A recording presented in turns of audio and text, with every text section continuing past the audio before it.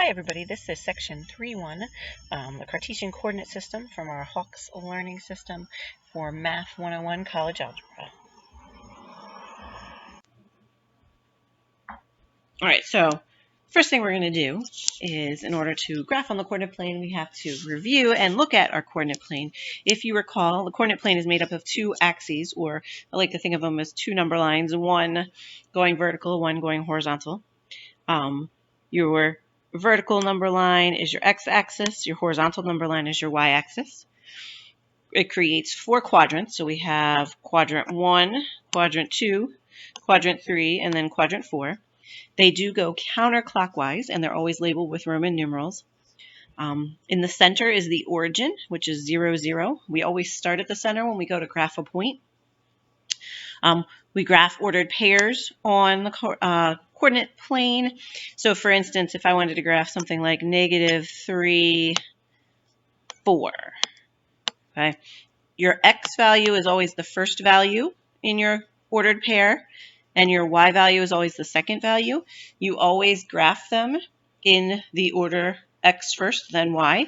So I would start at 0, 0, my origin here, go out to -3, so -1, -2, -3, and then from there, because it's +4, go up 1, 2, 3, 4, and right there, this will be my point, and it would be -3, 4, and you only need the point right here. I just made the dots on the other ones when I was counting, but you don't need those. And let's see here. I think that is it for the coordinate plane. The other thing, just a reminder, on your x-axis, after the origin to the left, you have your negative numbers. On the y-axis below 0, you have your negative numbers. And then to the right on the x-axis and above 0, you have your positive values. All right, so the first thing we're going to do is we're going to just review how to graph a line. So we have an equation here, 2x minus 5y equals 10 in standard form. And we'll talk more about standard form again later in 3.2. But there's two ways you can graph a line. The first way is you can put it into slope-intercept form and graph it using the slope and the y-intercept, which I think is the way that most people tend to do it, or you can just plot some ordered pairs, find a couple ordered pairs for the line and plot those. So the first way we'll take a look is we will take our 2x minus 5y equals 10, and I'm going to solve it for y. So I'm going to put it in slope-intercept form. The first thing I'm going to do is subtract my 2x from both sides. So now I have -5y equals -2x plus 10. And then we'll divide everything by -5. So we get y equals 2/5 x, because the two negatives make it positive, minus 10 divided by 5 is 2. All right, so remember, slope-intercept form is mx plus b, and that means that the slope for our equation is 2/5, and our y-intercept is b, so it is -2. So to graph it using slope-intercept form, I'm going to go to my y-intercept first, because that's a point that I know. Remember, the ordered pair for your y-intercept would be 0, -2. So we will go down to -2 on the y-axis, and I'll plot that point right there. And then my slope, it's a positive 2/5. Remember, slope is the same as rise over run. So I'm going to start, my rise is 2. I'm going to rise up 2, and I'll put it in red just so you can see it. So I'm going to go up 2, so 1, 2. And then I'm going to run. You always run to the right. If it's like a negative slope, you would rise down or go down instead of up. But I'm going to run to the right. So I'm going to go 1, 2, 3, 4, 5. And that's where my next point would be. You only need 2 points to plot a line, but I like to do a third just to make it a little easier. So I'm going to do the same thing. From there, I'm going to go up 2 So up 1, 2, and then run over 5, 1, 2, 3, 4, 5. So my last point that I'm going to plot is going to be right here. And now I will draw my line. All right, should be a lot straighter than that. I'm not very good drawing straight lines on here clearly. But that's how you would plot it using your slope intercept. And now we're going to look at how to plot it just by getting some points on the graph.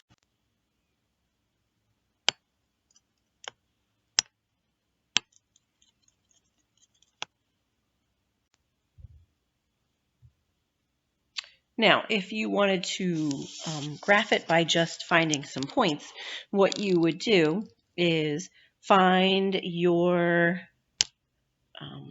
draw a T-chart. So it looks like a T, that's why it's called a T-chart. Put your X and your Y. And then you simply pick an X or a Y value. Pick one or the other. So I'm going to make X equal to 1. I just picked it out of thin air. And then I'll plug it into my equation. So I'll do 2 times 1 minus 5y equals 10. And so that's 2 minus 5y equals 10. Now I'm going to solve for y. So I would subtract 2 from both sides. So we get negative 5y equals 8. Divide by negative 5. So y equals negative 8/5. Now, you're probably like, well, that's really kind of hard. And it is. To graph, you would kind of have to estimate that. I would turn it into a mixed number in this case. It's the one time when I think mixed numbers are pretty good to use. And you need 2 points to graph a line. I always say try to get 3 for insurance purposes. But we'll do some more graphing by ordered pairs shortly. So I'm going to stop for this slide and we'll move on to the next one. All right. The next thing we're going to talk about are the distance and the midpoint formulas. Again, this should be a review. We're going to review it. I would encourage you guys when you're taking a quiz, this is a formula that you'll be allowed to have. So I would write it down like on an index card or note card. The midpoint and the distance formula are ones you can use. If we're in school, I will have a formula sheet for you, but if you're at home, you can put it on an index card. So you don't have to memorize the formulas, you just have to know how to use them.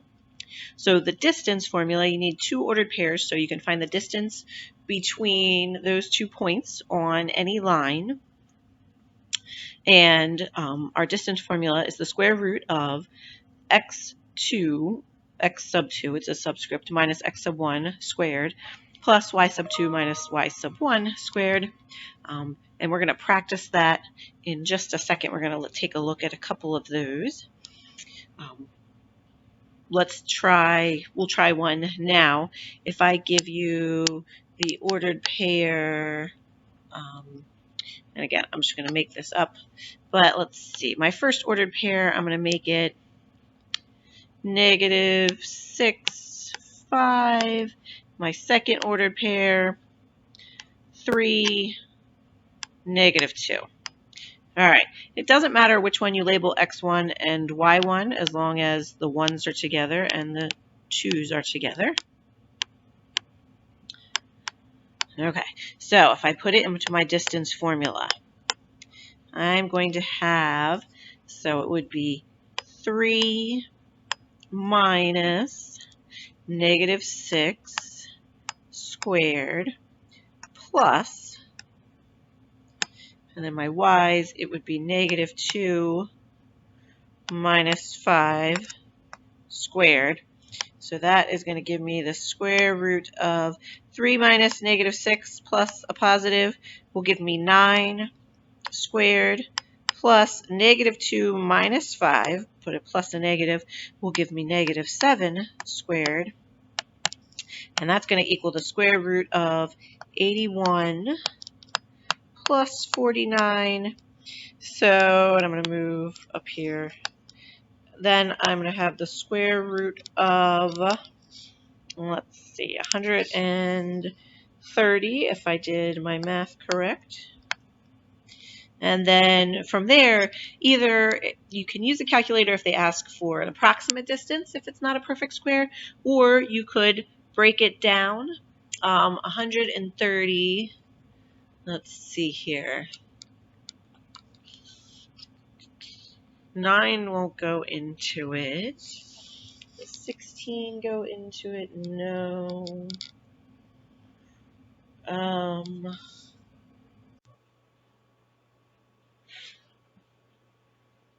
9 doesn't go into it. 16, 25 don't go into it. I actually think it is done. So our answer, if we leave it in exact form, would just be the square root of 130. It can't be simplified.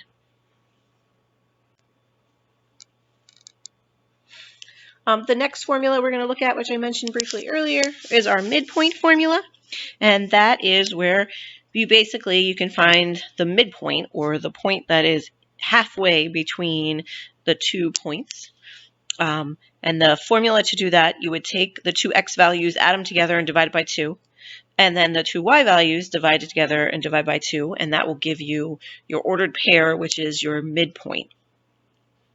So, for instance, if I had an ordered pair of, let's see here. Let's do, adjust that real quick. Let's do 7, -12, and 5, -6. All right, we're going to find the midpoint on that. So we are going to, again, doesn't matter what you call 1s or 2s, just as long as they're the same for x's and y's. So we will start first. We are going to add 7 plus 5, divide by 2. That'll be my x value. And then -12 plus -6 and divide by 2. That will be my y value. 7 plus 12, or 7 plus 5 is 12. 12 divided by 2 is going to give me 6 for my x value.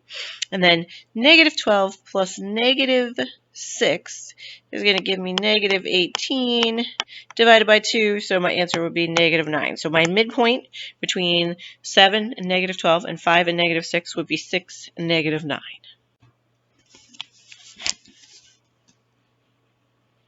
All right, so again, here we're just going to practice finding the distance and the midpoint between 2 points. So our 2 points are 5, 1 and -1, 3. So again, I'll make this x1, y1, x2, y2. And our distance formula, if you recall, is d is equal to the square root of x2 minus x1 squared plus y2 minus y1 squared. And that means that we are going to do -1 minus 5 squared plus 3 minus 1 squared, which again will give me plus -6 squared plus 2 squared, which gives me 36, plus 4, which gives me the square root of 40, which we know we can break down to the square root of 4 times the square root of 10, so it equals 2 square root 10. And then our midpoint, again, we can use our two ordered pairs that we labeled.